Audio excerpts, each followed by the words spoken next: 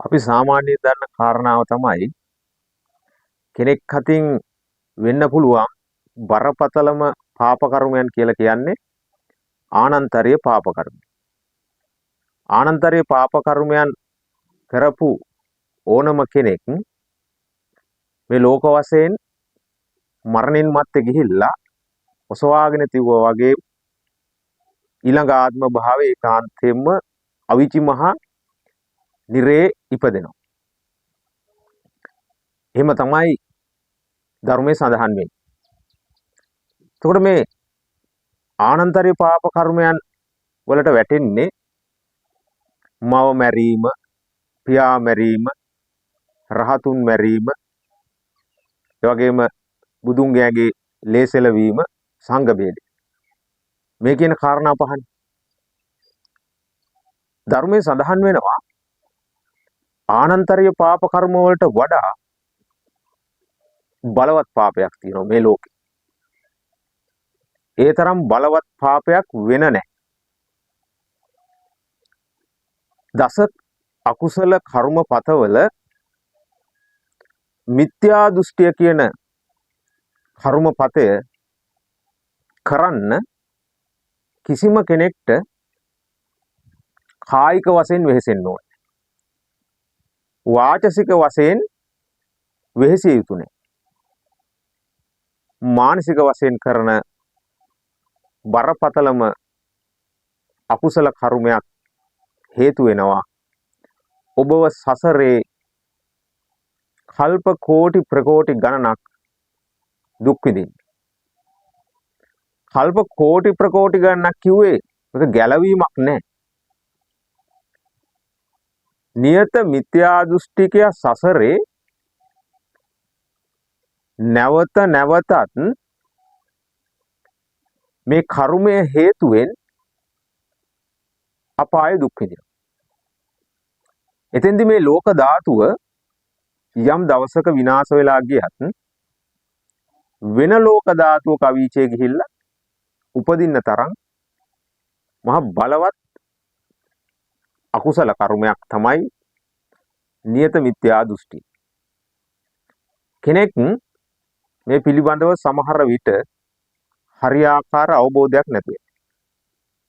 ධර්මයේ සඳහන් වෙන්නේ මේ කර්ම පතයකට වැටෙන විදිහේ ආකාර තුනක් නියත මිත්‍යා දෘෂ්ටිය ගණයට වැටෙනවා. එකක් තමයි නාස්තික දෘෂ්ටිය. අනිත් එක අහේතුක දෘෂ්ටිය, අක්‍රීය දෘෂ්ටිය. මේ නාස්තික දෘෂ්ටියේ තියෙන්නේ මේ දෘෂ්ටිය දරන පුජ්‍යලයා කර්මය කර්මඵල ආදී විශ්වාස කරන්නේ. දන් දීමෙන් ඒ වගේ විපාකයක් තියෙන බව විශ්වාස කරන්නේ. පූජාවන් වලින් ඒ වගේ විපාකයක් ලැබෙන බව මේ පුජ්‍යලයට විශ්වාසයක් නැහැ. අපි කියන්නේ දස වස්තුක මිත්‍යා දෘෂ්ටියක් ඕක. අම්මට සැලකුවාම තාත්තට සැලකුවාම ඒ වගේ ඇති විපාකයක් නෑ. ඒ වගේම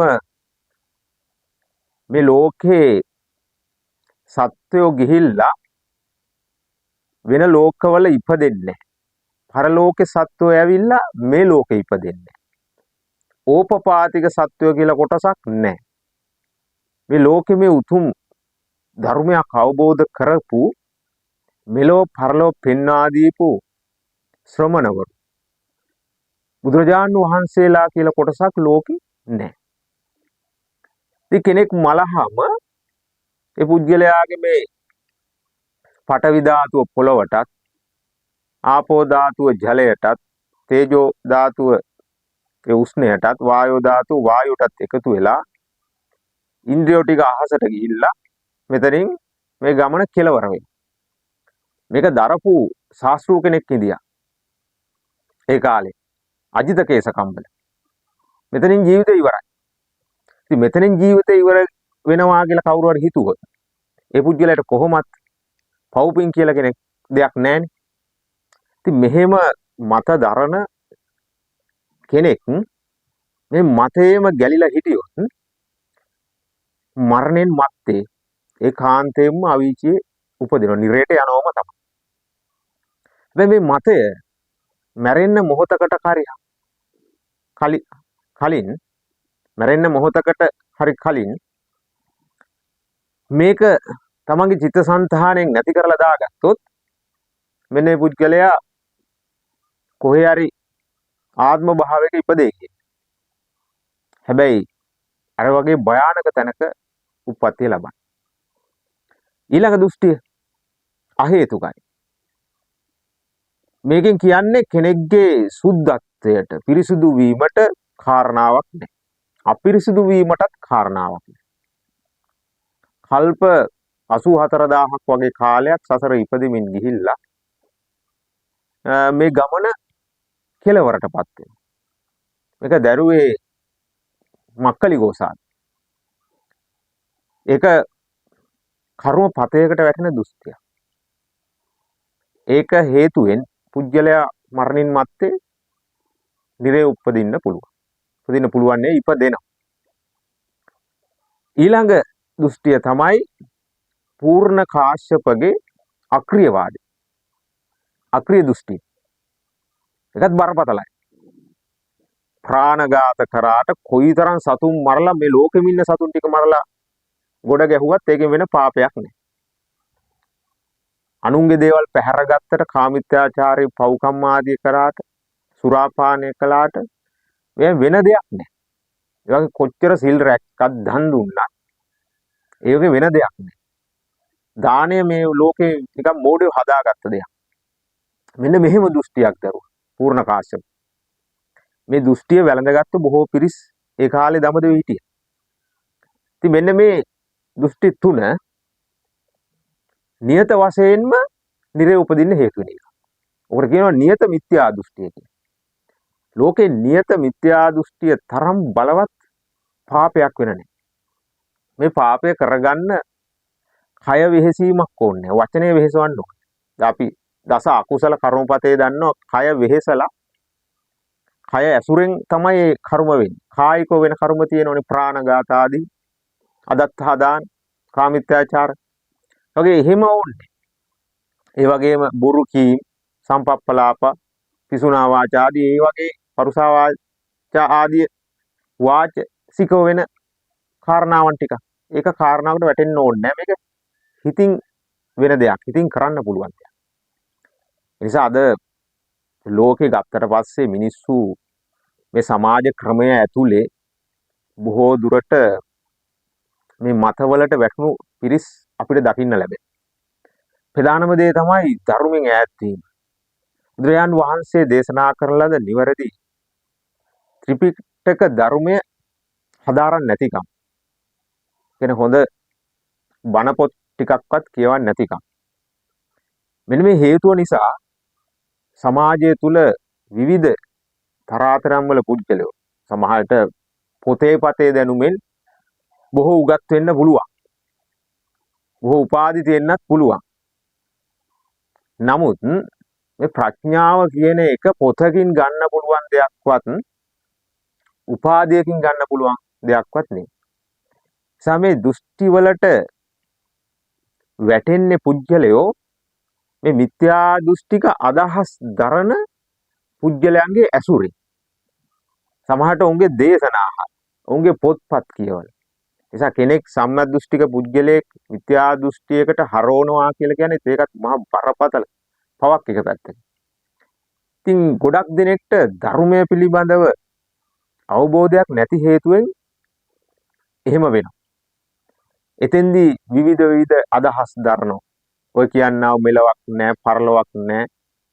දන් දුන්නට ඒ වගේ විපාකයක් නැහැ. දිව්‍ය ලෝක කියලා දෙයක් නැහැ, බ්‍රහ්ම ලෝක කියලා දේවල් නැහැ. මරණින් මත්තේ ගිහිල්ලා ඉපදෙන තැනක් නැහැ. මෙතනින් ඔක්කොම ඉවරයි. මේ ආදී දෘෂ්ටීන් දරන. සමහරු මේ පිළිබඳ සැක ඇති කරගෙන. ඉතින් මේ සැකය කෙනෙක් නැති කර ගන්න පුළුවන්. හැබැයි ඒ සැකය මත පදනම් වෙලා යම් පුද්ගලයේ දෘෂ්ටිය වැළඳගත්තොත් මේක මෙහෙමයි කියලාම හිතාගෙන මරණයටපත් වුණොත් ඒ කාන්තේම නිරේම තමයි. ඒක වළක්වන්න. ඒක භාග්‍යතුන් වහන්සේගේ දේශනාව.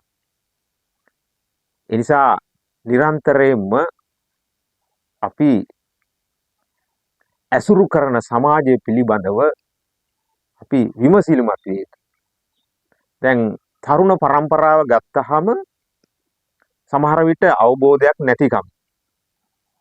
කවුරු හරි කියන දෙයක් ඒ ආකාරයෙන් අරගෙන ඔහේ දුවන්නම් බාලේ දුව.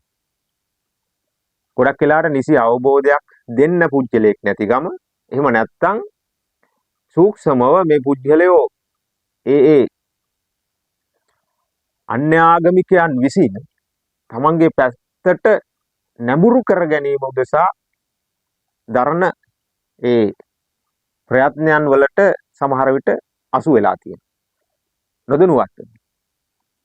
ඒ නිසා නියම ධර්මය හරියට ඉගෙන ගන්න ඕන කාලයක්. මොන කෙනාගේ බණද අහන්නේ, මොන භික්ෂූන් වහන්සේගේ ධර්මයේද අහන්නේ, මොන ගිහි කෙනා දේශනා කරන ධර්මයේද අහන්නේ කියලා මිනිසුන්ට හිතා ගන්න බැරි වෙච්ච කාලේ. ඉතින් ඒකට හේතුව නියම ධර්ම දේශනා කරන භික්ෂූන් වහන්සේලා යම් අතලොස්සක් මේ ලෝකේ වැඩ ඉන්නවා. ඒ භික්ෂූන් වහන්සේලා ඒ උතුම් ධර්මය භාග්‍යතුන් වහන්සේ දේශනා කරන ලද චතුරාර්ය සත්‍ය ධර්මයේ පටිච්ච සමුප්පාදය ආයතන ධාතු ආදී මේවා ගැඹුරු ධර්මයනේ. ඒ ගැඹුරු ධර්මය කියලා කියන්නේ අභිධර්මානු කොටස්. ඇසුරින් තමයි මේ සියල්ලම පහදන්නේ. අභිධර්මය ඇසුර. එහෙම නැතුව පහදන්න බෑ. එතෙන්දී මේ දේශනාවේ සඳහන් වෙන මෙන්න මේ ගැඹුරු ධර්ම කොටස් මිනිසුන්ට දේශනා කරලා මිනිසුන්ගේ ප්‍රඥාව අවදි කරන විසුණු වහන්සේලා ලෝකේ අදරත් වැඩ ඉන්නවා. හැබැයි අවාසනාවකට බොහෝමයක් පිරිසක් භික්ෂුන් වහන්සේලාගේ ධර්මය ශ්‍රවණය කරන්නේ අහන්නේ. ඒක අඩු පිරිසක් තමයි ධර්මය අහන්නේ. සුගේ ප්‍රඥාවේ අඩුකමත් නිවැරදි දහම් පොත්පත් පරිශීලනයේ අඩුකමත් නිසා ඒ වගේ ප්‍රඥාවට නුවණට ධර්මයේ දේශනා කරන භික්ෂූන් වහන්සේ නමක් බණ කිව්වොත් ඊට අඩු පිරිසක් තමයි ඒවට එකතු වෙන්නේ. ඉතින් බොහොමයක් දෙනා තමන්ගේ ලෞකික ජීවිතය සාර්ථක කර ගැනීම උදෙසා මේ හිතේ හටගන්නා දුක් පීඩාවන් తాවකාලිකව යටපත් කර ගැනීම උදෙසා සමහර දේශනා අහන්න පෙළඹිලායි. ඉතින් මේ වගේ කාලවල ගොඩක් ඒවා බහුලයි. ඉතින් එතෙන්දී මේ තමන් තේරුම් ගන්න ඕන කාරණාව තමයි විශේෂයෙන්ම බුදුරජාණන් වහන්සේ නමක් ලෝකෙ පහළ වෙන්නෙම මිනිස්සුන්ට අනිත්‍ය දුක්ඛ අනාත්ම ලක්ෂණය වටහලා දෙන්න. අවබෝධ කරලා දෙන්න. ඒක වටහලා දෙන්න පුළුවන් වෙන්නේ චතුරාර්ය සත්‍ය ධර්මය කෙනෙක්ට පැහැදිලි කරලා දෙන්න. පටිච්චසමුප්පාද ධර්මය කෙනෙක්ට පැහැදිලි කරලා දෙන්න. මේ ස්පර්ශ ආයතන පිළිබඳව, ධාතු අටලොස පිළිබඳව, මේ රූපය පිළිබඳව, නාම රූප ධර්ම පිළිබඳව පැහැදිලි කරලා දීලා තමයි මේ සසරට කලකිරවලා මේ සංසාර ගමන නවත්තලා දාන්නේ. මේ නාම රූප සන්තතිය නැවත නොහට ගන්නා තැනට පත් කරන්න ඒ ධර්මය තමයි, ඒ ගැඹුරු ධර්මය තමයි උපකාර වෙන්නේ. ඒ ධර්මය තමයි වික්ෂුන් වහන්සේලා ඇත්තටම ඒ භාග්‍යතුන් වහන්සේ දේශනා කළ දේ ධර්මය තමයි වික්ෂුන් වහන්සේලා දේශනා කළ යුතු වන්නේ. ඒක තමයි මේ ලෝකෙට පහළ වුණා වූ බුදුරජාණන් වහන්සේගේ ප්‍රධානම පරමාර්ථය. බුදු කෙනෙක්ගේ ප්‍රධාන පරමාර්ථය ඒකයි. ඒ අතර අනවශේෂව මිනිසුන්ගේ ශිෂ්ට සම්පන්න භාවය ඇති කරන්න යම් සූත්‍රවල දේශනා කරලා තියෙනවා. දැන් අපි ගත්ත සිංහාලෝවාද සූත්‍රය, මහා මංගල සූත්‍රය. ඒ වගේ සූත්‍රවල මංගල කාරණාව. ගිහි ජීවිතය තුළ පුජ්‍යලයා දෙමව්පියන්ට සැලකිය යුතු ආකාරය, ස්වාමි භාර්ය අතර සම්බන්ධතා, ස්වාමි සේවකයන් අතර සම්බන්ධතා, ඒ වගේම දෙමාපියන් දූ දරුවන් අතර සම්බන්ධතා. මෙන්න මේ වගේ සූත්‍රවල දේශනා වෙනවා. ඉතින් ඒවා බුදු රජාණන් වහන්සේගේ ප්‍රධානම කාර්යය නෙවෙයි. උත් ඒවා භාග්‍යතුන් වහන්සේ දේශනා කරලා තියෙනවා. නුවණින් වටහා ගන්න. මෙතෙන්දී භාග්‍යතුන් වහන්සේලා ලෝකේ පහළ වෙන්නේ අනිත්‍ය දුක්ඛ අනාත්ම ලක්ෂණේ වටහලා දෙන්නේ. චතුරාර්ය සත්‍ය වටහලා දෙන්නේ. මේ දේශනාව බුදුරජාණන් වහන්සේ නමකගෙන් මිසක් මේ ශාසනය තුල වෙන කාගෙන්වත් අහන්න බෑ. මේ විදර්ශනාව කියන කාරණය තියෙන්නේ බුද්ධ ශාසනය ඇතුලේ විතරයි. ලෝකේ බුදුරජාණන් වහන්සේලා නොමැති කාලවලත් මිනිසුන්ගේ ආයුෂය අවුරුදු අසංඛ්‍යය දක්වා දික් වෙනවා. ඒකට හේතුව මිනිස්සු සිල් ගුණ දහම් පුරනවා. දන් දෙනවා. භාවනා ආදී කරනවා. කසින භාවනා ආදී වඩන.